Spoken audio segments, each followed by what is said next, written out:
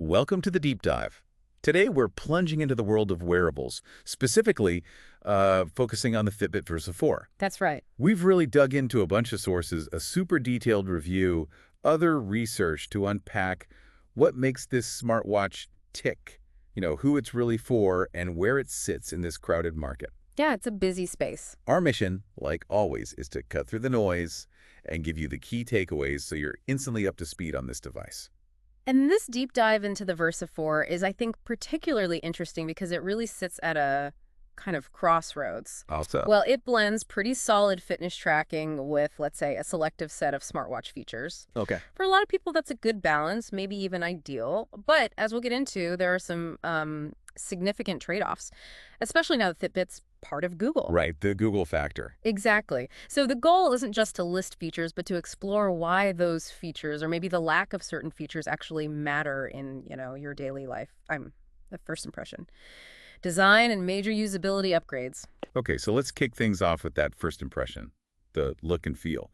How does the Versa 4 stack up right out of the box? Well, straight away, it's pretty appealing. The design is attractive, definitely, and it's really comfortable on the wrist. More so than the last one. Yeah, noticeably slimmer and lighter than the Versa 3. We're talking dimensions are 1.5 by 1.5 by 0.45 inches, and weight, just zero point 0.8 ounces without the band. Wow, that is light compared to the Versa 3's almost half-inch thickness and full ounce. Exactly. It's not just numbers, right? It makes a real difference for wearing it 24/7, especially like for sleep tracking. It's genuinely comfortable all night. That's huge for sleep data accuracy. Definitely. And speaking of usability, there are two big improvements that honestly fix some major annoyances from before. What are those? First, the touchscreen. It's way more responsive, no more lag, no swiping multiple times. The review called it zippy, and that feels right. It just works. Okay, good. And the second? The physical button is back. Ah, yes. People miss that. They really did. It replaces that sometimes frustrating haptic button on the Versa 3, the one that just vibrates. Yeah, not always easy to use, especially mid-workout. Exactly. A real button is just quicker, easier, especially if your hands are sweaty or whatever. It's a solid click. Makes sense. And what about the display itself? It's comfortable, it's responsive. What are we looking at? It's a good screen, a 1.58-inch AMOLED display. So, good colors, deep blacks. Yep, that's AMOLED. And it gets really bright, up to 1,000 nits max brightness, apparently. So, easy to see outside. Nice. Always on option, too. There is, yeah. Good for quick glances. It does have, a bit of a thick black bezel around the actual display area. Okay, is it very noticeable?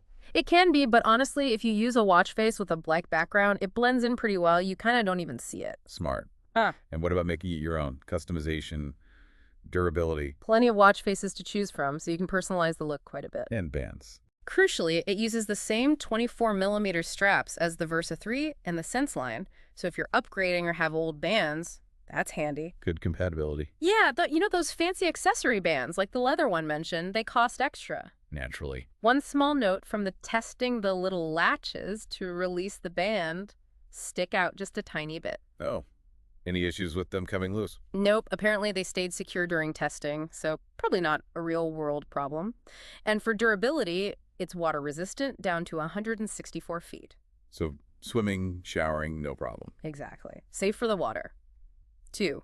The Endurance Champion. Unpacking its killer battery life. Okay, let's shift gears to something I know a lot of people care about. Hmm. Battery life. This seems to be a real strength for the Versa 4, right? Oh, absolutely. This is where it really shines compared to a lot of the competition. So what are the actual numbers? What did the testing show?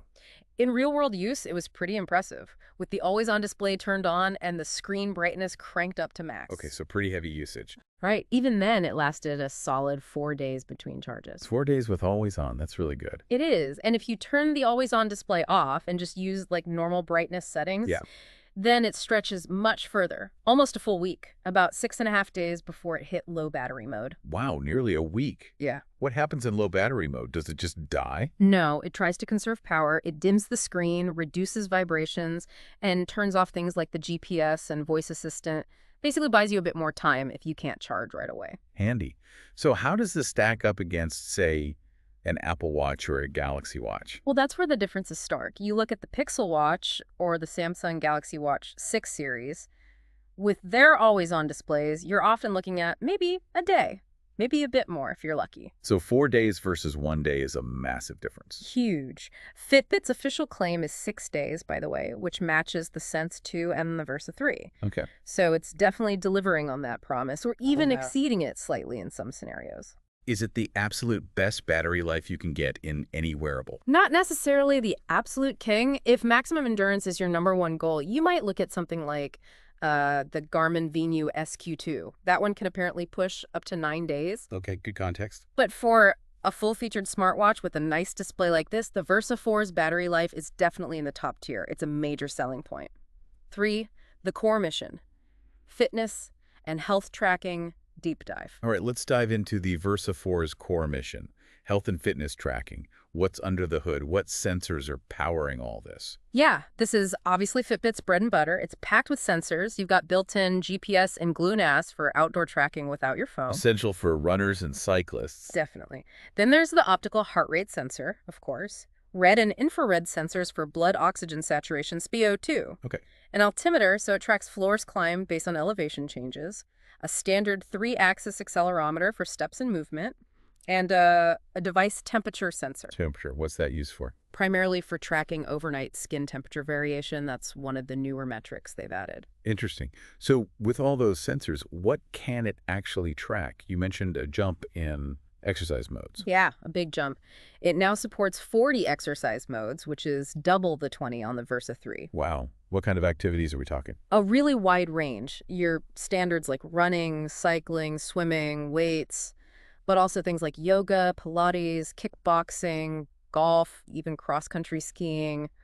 Lots of variety. And can you customize what you see during a workout? Yep. You can set goals like for calories burned, distance, or time, and you can choose which specific stats you want displayed on the watch face while you're exercising. How's the accuracy? Do the reviews compare to other devices? Yeah, for the core metrics, it seems pretty reliable. Compared side by side with an Apple Watch Series 8 during outdoor runs, it gave similar results for distance, pace, average heart rate, calories burned, that sort of thing. So dependable for general tracking. Generally, yes. Yeah. It also has Fitbit's Smart Track feature. Ah, the automatic workout detection. Right. It automatically recognizes and records certain activities like walking, running, cycling, swimming, elliptical use after about 15 minutes. Does it buzz your wrist or notify you like some other watches do when it detects a workout? No, it doesn't actually give you an on-wrist notification when it starts recording. It just does it silently in the background. You see it later in the app.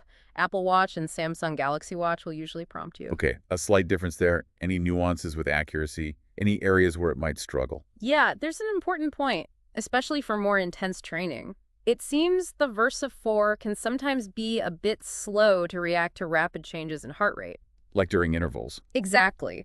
One example given was an intense indoor bike workout where an Apple Watch and a chest strap showed a peak heart rate around 165, 166 BPM. The Versa 4, in that instance, only registered a max of 133 BPM.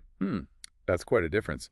It is. So if you're doing serious high-intensity interval training and need super precise second-by-second heart rate data, that's maybe something to keep in mind. A dedicated chest strap is always going to be more accurate for that. Fair point. Yeah. But for steady-state cardio or general fitness?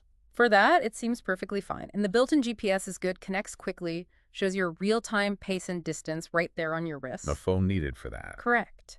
And then in the Fitbit app afterwards, you get your route map color-coded by pace zones, elevation data, all that good stuff. And sleep tracking. You mentioned that earlier. Yeah, this is where Fitbit really shines. And the Versa 4 continues that. The app presents the data really well, attractive graphs, clear insights. And the new skin temp variation. Yes, that's unique to this model compared to the Versa 3. It tracks that overnight, along with your blood oxygen saturation, breathing rate, heart rate variability, HRV, and resting heart rate. Lots of data points while you sleep. Sounds comprehensive. Does Fitbit Premium unlock more? It comes with a trial, right? It does, yeah. 6 months included, then it's a subscription about $10 a month or $80 a year. And what does Premium get you?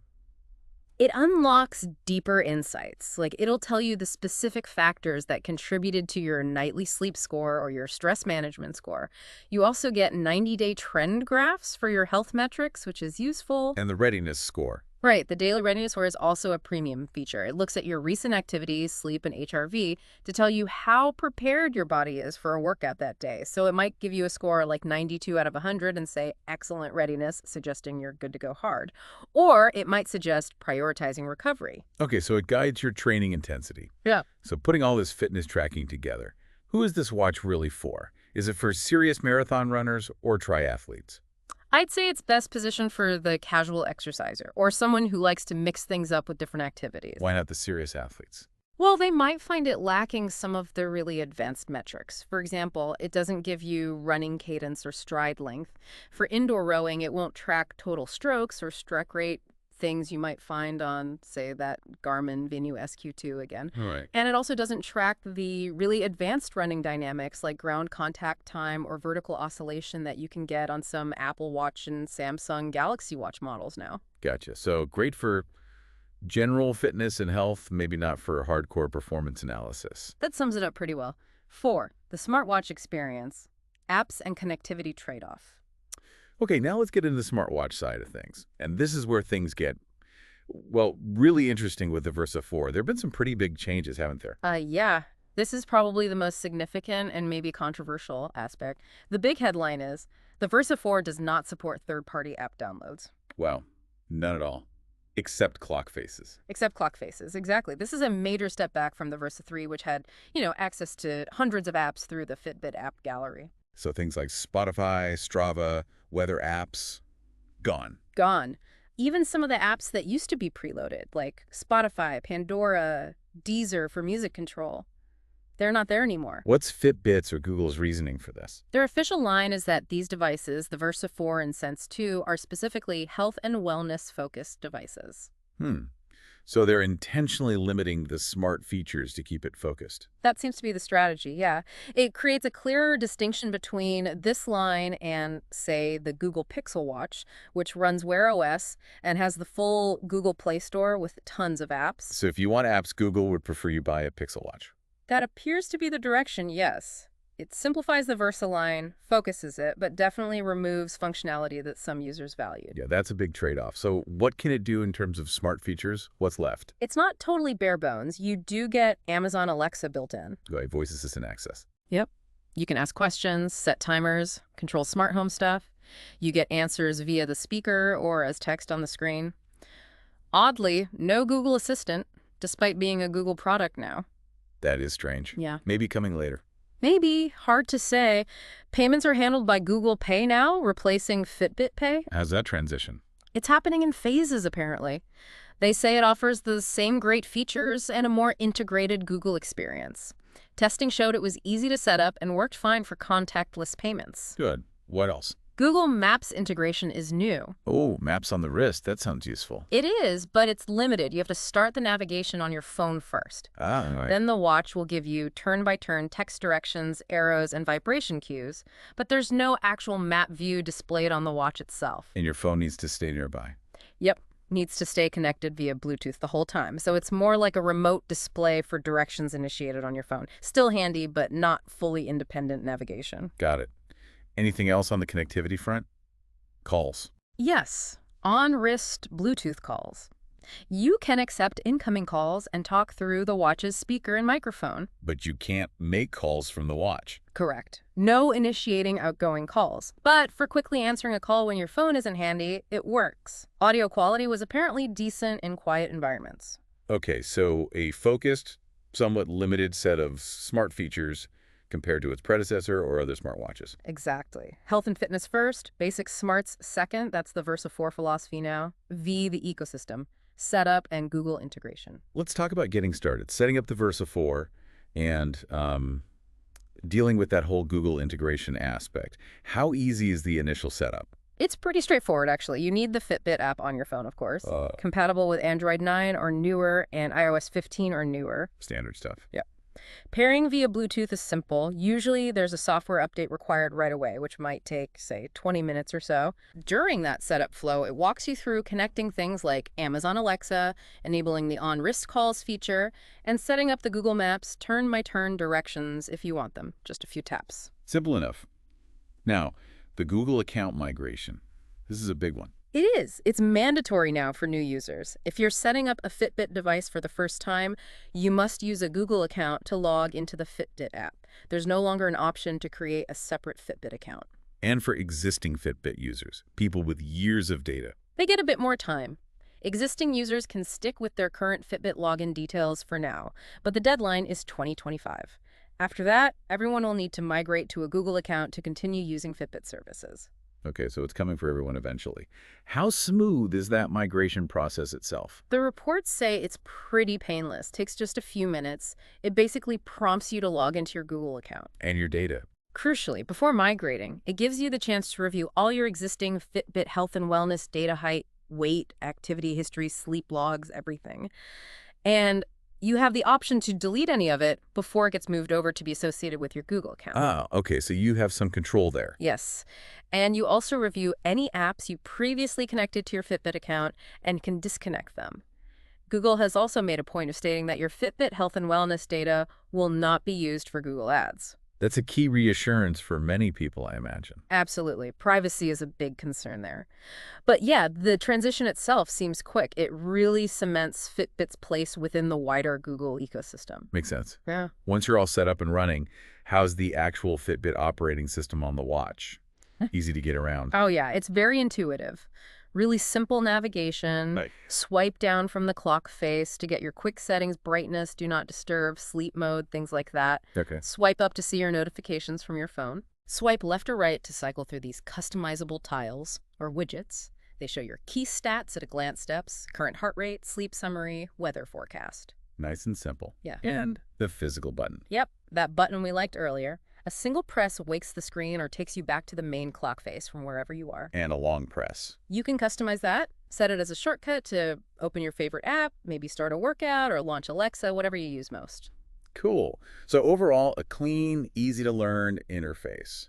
Definitely. Very user-friendly, focused on getting you to the core info quickly. Charm, positioning the Versa 4. Where does it stand for you? All right, so we've covered design, battery, fitness tracking, the smart features, the Google stuff. Let's pull it all together. Where does the Versa 4 ultimately sit in the smartwatch landscape? And maybe more importantly, within Fitbit's own lineup? Well, starting with price, that's always a big factor. The Versa 4 is now Fitbit's most affordable smartwatch. It launched at around $230, but you can find it now for about $200. Okay, so positioned as the entry-level Fitbit smartwatch, how does it compare directly to the next step up, the Sense 2? That's probably the comparison many listeners are making. That's the key one, yeah. Design-wise, they are almost identical. Actually, some might say the Versa 4 looks slightly better. Oh, why is that? The Sense 2 has this sort of visible border or ring around the display. It's related to the ECG sensor. The Versa 4 doesn't have that, so it looks a bit cleaner, maybe. Interesting.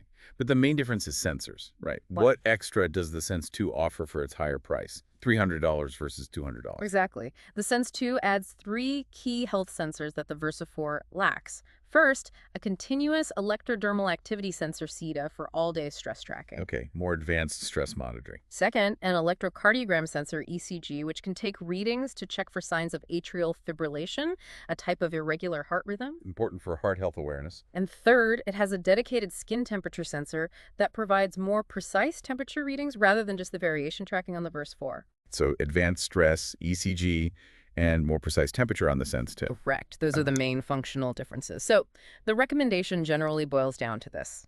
For most people, the Versa 4 is probably the better buy. Because it's $100 cheaper, and it tracks all the core health metrics that most users are looking for steps: heart rate, sleep, SpO2, basic workouts. Makes sense. The Sense 2 is really aimed at users who specifically want and are willing to pay extra for those advanced heart health monitoring features like ECG and the continuous stress tracking tools. Got it. And just briefly, where do other Fitbits fit in, like the Pixel Watch or the Charge trackers? Good context. The Pixel Watch is Google's flagship Wear OS smartwatch. More apps, more lifestyle features, tighter Google integration, but also pricier, around $350, and much shorter battery life. Different category, really. Yeah, and then you have Fitbit's fitness trackers, like the Charge 5. That's around $150. It's smaller, screen smaller, no voice assistant, no on-rest calls. But it has some advanced sensors. Surprisingly, yes. The Charge 5 actually includes the ECG sensor and the EDA sensor for stress scans, similar to the Sense 2. Oh, interesting. So you can get those cheaper on the Charge 5. You can, yeah. But the Charge 5 lacks the altimeter, so it doesn't track floors climbed. And it's Yeah. definitely more of a tracker form factor than a smartwatch. So trade-offs everywhere. Always trade-offs. So wrapping up the Versa 4 specifically, what's the final word for our listener? The consensus seems to be that the Versa 4 is an excellent alternative for casual fitness enthusiasts who don't care about advanced features or a huge app store. Okay. It's seen as a strong option for anyone in search of an attractive, fitness-focused smartwatch that keeps things simple. Great comfort, fantastic battery life, solid core tracking. Even if it maybe falls just shy of an award winner like the Garmin Venu Sq in terms of overall features for the price. A strong contender in its niche, then. Exactly. It knows what it is. A comfortable, long-lasting fitness watch with basic smarts. So we've taken a pretty thorough deep dive into the Fitbit Versa 4. We've looked at the design improvements, the comfort factor, the button, Yeah, the button's big. the standout battery life, which really is a major plus, and its solid core fitness tracking abilities. Right, the fundamentals are strong. And we've also really unpacked its, let's call it, focused approach to being smart, highlighting what it does offer, but also, maybe more crucially, what it deliberately leaves out now. And this deep dive, I think, reveals a device that clearly prioritizes that comfort, that usability, the long battery life, and those essential health metrics over, a massive third-party app store. It really does. It kind of raises an important question for you, the listener, doesn't it? When you think about what you want on your wrist, what really matters most to you? Is it having every app imaginable ultimate connectivity? Or is it maybe a more streamlined, less distracting, long-lasting companion that's really focused on your health and fitness? It's a key choice to make. And perhaps thinking even bigger picture, as Fitbit continues this integration into Google, how will the identity of these devices keep evolving? That's the big question, right? What's the next step in balancing fitness, health, and these broader lifestyle features that Google brings? How will this connected landscape change things? Definitely something to ponder as you consider what's next for your own tech and health journey. Thanks for joining us on the Deep Dive.